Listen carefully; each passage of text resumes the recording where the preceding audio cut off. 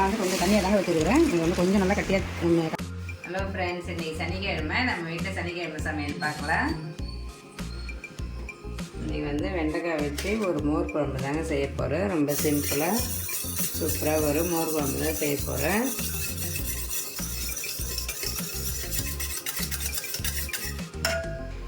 மோர் குழம்புக்கு நான் ஒரு 300 ml இருக்குங்க தயிர் எடுத்து கலக்கி வச்சுருக்கேன். அதுக்கு வந்து தேங்காய் அரைச்சிக்கலாம். ஒரு 1/4 மூடி தேங்காய் சேர்த்துக்கிறேன். இந்த மோர் குழம்புக்கு ஒரு துண்டு இஞ்சி எடுத்துருக்கேன். ஒரு 4 பச்சை மிளகா காரத்துக்கு ஏற்ற மாதிரி சேர்த்துக்கோங்க. நம்ம தாளிக்குள்ளே காஞ்ச மிளகா சேர்ப்போம். அதனால் வந்து பச்சை மிளகா வந்து உங்களுக்கு எவ்வளோ வேணுமோ அந்த அளவு சேர்த்துக்கோங்க. கொஞ்சமாக வந்து ஜீரகம் சேர்த்துக்கலாம். ஒரு 1/2 ஸ்பூன் அளவு ஜீரகம், ஒரு 1/2 ஸ்பூன் பொட்டுக்கடலை சேர்த்துக்கலாம். பொட்டுக்கடலை வந்து கொஞ்சம் திக்னஸ் இருக்கும், டேஸ்ட்டு கொஞ்சம் நல்லா இருக்குங்க. அதனால் பொட்டுக்கடலை கொஞ்சம் சேர்த்துக்குவாங்க. இதை நல்லா இப்போ பேஸ்ட்டாக அரைச்சி எடுத்துக்கலாம்.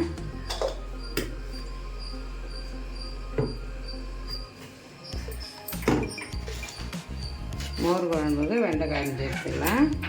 வெண்டைக்காய் வந்து கொஞ்சம் நல்லா பிஞ்சு வெண்டைக்காவாக பார்த்துக்கோங்க இந்த மோர் குழம்புக்கு, அப்போ தான் நல்லாயிருக்கும்.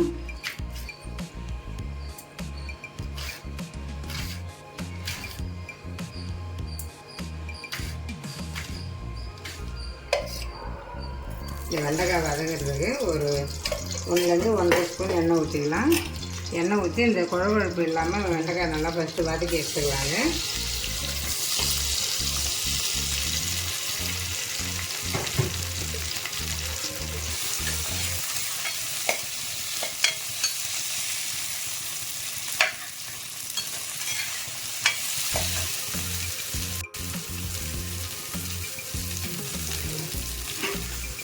தேங்காய் வந்து இந்த அளவுக்கு அரைச்சி எடுத்துக்கோங்க. ரொம்ப பேஸ்ட்டாகவும் மண் இருக்க வேணால், ரொம்ப குறப்பாக இந்த ஸ்டேஜுக்கு அரைச்சிக்கோங்க. அப்போ தான் மோர் குழம்பு கொஞ்சம் பார்க்குறதுக்கு நல்லாயிருக்கும். இந்த மோர்லேயே ஊற்றிக்கலாம். எந்த அளவுக்கு உங்களுக்கு மோர் குழம்பு வேணுமோ அந்த அளவுக்கு இதிலே வந்து தண்ணி ஊற்றி நல்லா கலக்கிக்கிங்க.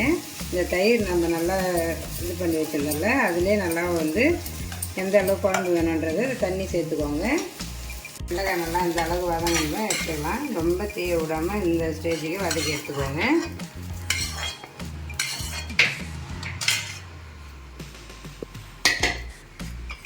இப்போ அந்த வானல்லே மோர் குழம்பு தாளிச்சிக்கலாம். ஒரு 3 ஸ்பூன் எண்ணெய் ஊற்றிக்கிறேன். அதில் கடுகு சேர்த்துக்கலாம். ஒரு காஞ்ச மிளகா கட் பண்ணி வச்சுருந்தா அதை சேர்த்துக்கலாம். காரத்துக்கு வந்து பச்சை மிளகாவும் நம்ம அதில் சேர்த்து அரைச்சிருக்கிறோங்க. அதனால் காரத்துக்கு பார்த்து சேர்த்துக்கோங்க. ஒரு கொத்து கருவேப்பிலை சேர்த்துக்கலாம்.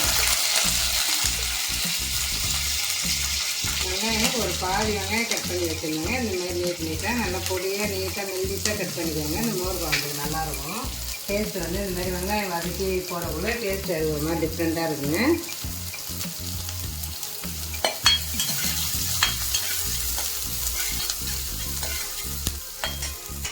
கட் பண்ண வெண்டைக்காய் சேர்த்துக்கலாம். இதிலே கொஞ்சமாக வந்து வெங்காயத்தூள் சேர்த்துக்கிறேங்க. இந்த வெண்டைக்காய் மட்டும் கொஞ்ச நேரம் தண்ணி ஊற்றி லைட்டாக கொஞ்ச நேரம் வேக வச்சுக்கலாம்.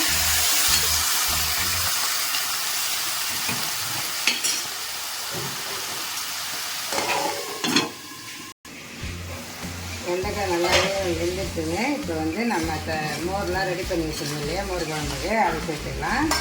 நான் இதிலே எல்லாமே மிக்ஸ் பண்ணி வச்சுட்டேன். சிம்மில் வச்சுடுங்க. ஏன்னா நம்ம பொட்டுக்கடலை சேர்த்துருக்குறோம், அதனால் கெட்டி கொடுக்கும். சிம்மில் வச்சுட்டு கிளக்கி விட்டுனே இருங்க.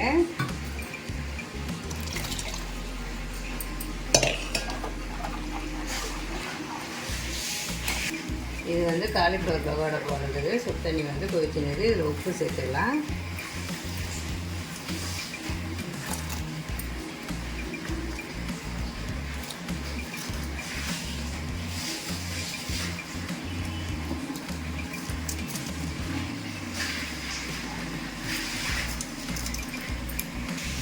கொஞ்சமாக மஞ்சள் தூள் சேர்த்துக்கிறேன். இது அப்படியே சும்மா லைட்டாக ஒரு கொதி வரட்டும். அப்படியே ஸ்டவ் ஆஃப் பண்ணி வடிகட்டி எடுத்துக்கலாம். இந்த மோர் குழம்பு தேவையான உப்பு போட்டுக்கிறேன். உப்பு பார்த்து சேர்த்துக்கோங்க, அதிகமாக போட்டு போடுங்க.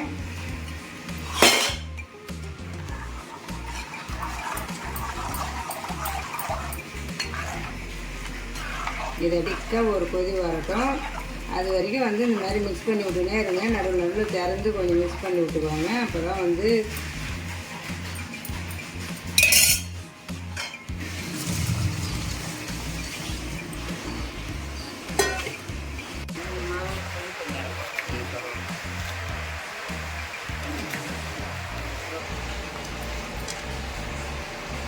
இது வெள்ளையாகவே இருக்கணும். மோர் குழம்புனா மஞ்சள் சேர்க்க வேணாம். இதே மாதிரி இந்த மாதிரி இந்த ஸ்டேஜில் அப்படியே கொதிக்க விட்டு ஆஃப் பண்ணிக்கோங்க.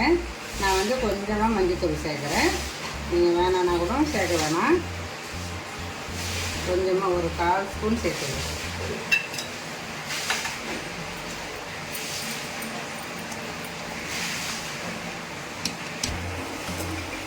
நான் வந்து இந்த இஞ்சி பூண்டு பேஸ்ட்டு, இந்த மைதா மாவு, அரிசி மாவுலாம் போட்டு போடலைங்க. பகோடா பஜ்ஜி மாவு வாங்கிட்டு வந்தேன், அது இருந்தது.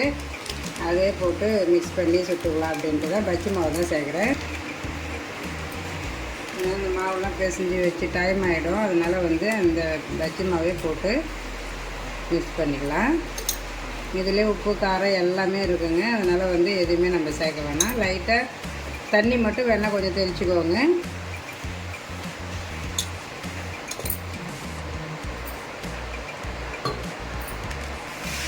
இந்த அளவுக்கு கொஞ்சம் நல்லா நிறைய மாவு அதில் ஒட்டுற மாதிரி வந்து மிக்ஸ் பண்ணி விட்டுக்கோங்க. இது வந்து ஏன் இன்றைக்கி நான் வந்து இதுக்கு சைடிஷாக செய்கிறேன் அப்படின்னா, பசங்க இன்றைக்கி வீட்டில் இருப்பாங்க, எப்படி ஏதாவது ஸ்நாக்ஸ் கேட்பாங்க. அதனால் வந்து நம்ம இந்த மாதிரி பகோடா போட்டு வச்சோம்னா தொட்டுலையும் தொட்டு வச்சு பகோடாவும் வந்து பசங்க வந்து ஸ்நாக்ஸும் ஆச்சு. அதனால் சரி காலிஃப்ளவர் பகோடா போட்டுக்கலாம் அப்படின்னு தான். மோர் குழம்பு நல்லாவே ரெடி ஆகிடுச்சு. ஸ்டவ் ஆஃப் பண்ணிடலாம். நான் வந்து கொஞ்சம் தண்ணியாக தாங்க வச்சுருக்கிறேன். நீங்கள் வந்து கொஞ்சம் நல்லா கட்டியாக கலக்கிடுவோம். நம்ம வந்து தயிர் கூட வந்து அரைச்சதை சேர்த்தலையா தேங்காய் எல்லாம், அது கூட வந்து ரொம்ப தண்ணி சேர்க்காதீங்க, திட்டமாக சேர்த்துக்கோங்க. இது எண்ணெய் நல்லா காஞ்சதும் காலிஃப்ளவர் சேர்த்துக்கலாம். மீடியம் ஃப்ளேமில் வச்சு பொரிச்சு எடுத்துக்கோங்க.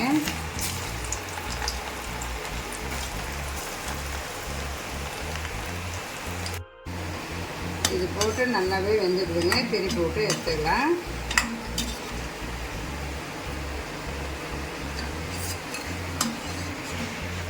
இந்த மாதிரி எல்லாத்தையுமே நான் பொரிச்சு எடுத்துக்கிறேன்.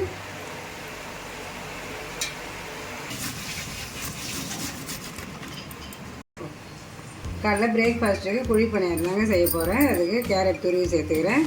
வதக்கி தான் எப்பயுமே போடுவேன். இப்போ தான் நல்லாயிருக்கும் டேஸ்ட்டு. டைம் ஆகிடுச்சிங்க, அதனால் அப்படியே சேர்த்துக்கலாம். ஒரு வெங்காயம் நல்லா பொடியாக கட் பண்ணி வச்சுருந்தேன், அதையும் சேர்த்துக்கலாம்.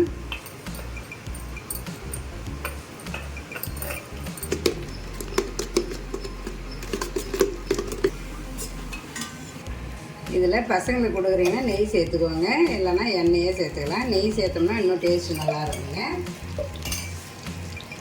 நான் கொஞ்சமாக வந்து அது கூடவே நெய் சேர்த்துக்கிறேன். கொஞ்சம் சாப்பிட்றது நல்லாயிருக்கும். இது நான் பசங்களுக்கு தான் போடுறேன். அதனால் கொஞ்சம் நெய் சேர்த்துக்கோங்க, சின்ன பிள்ளைங்கள்லாம் கொடுக்குறீங்க அப்படின்னா.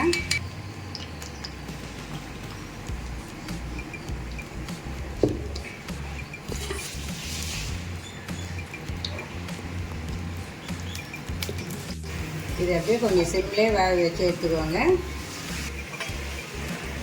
இது நல்லா ஒரு பக்கம் வெந்துட்டு திருப்பி விட்டுடலாம். இது வந்து இந்த குழிப்பணியார கரண்டி வந்து கம்பி மாரி இருக்குது. அது ஒன்று வாங்கணும்னு பார்க்குறேன், வாங்கவே முடியலைங்க. இந்த கரண்டியாலே கொஞ்சம் வந்து திருப்புறது கொஞ்சம் கஷ்டமாக தான் இருக்குது. அதுனா கம்பியில் அழகாக விட்டு விட்டு திருப்பிக்கலாம். அதுதான் ஒன்று வாங்கணும். இந்த குழி பணியாரத்துக்கு நல்லா சூப்பராக வந்து தேங்காய் சட்னி அரைச்சி வச்சுங்க. ரொம்ப தண்ணி சேர்க்காதீங்க குழி பணியாரத்துக்கு.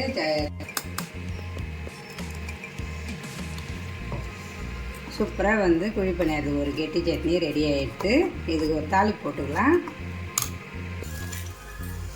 இது நல்லா 2 பக்கமும் திருப்பி விட்டு வெந்துட்டு எடுத்துக்கலாம். நல்லா சூப்பராக வந்து புசு புசுன்னு ஒரு குழி பணியாரம்.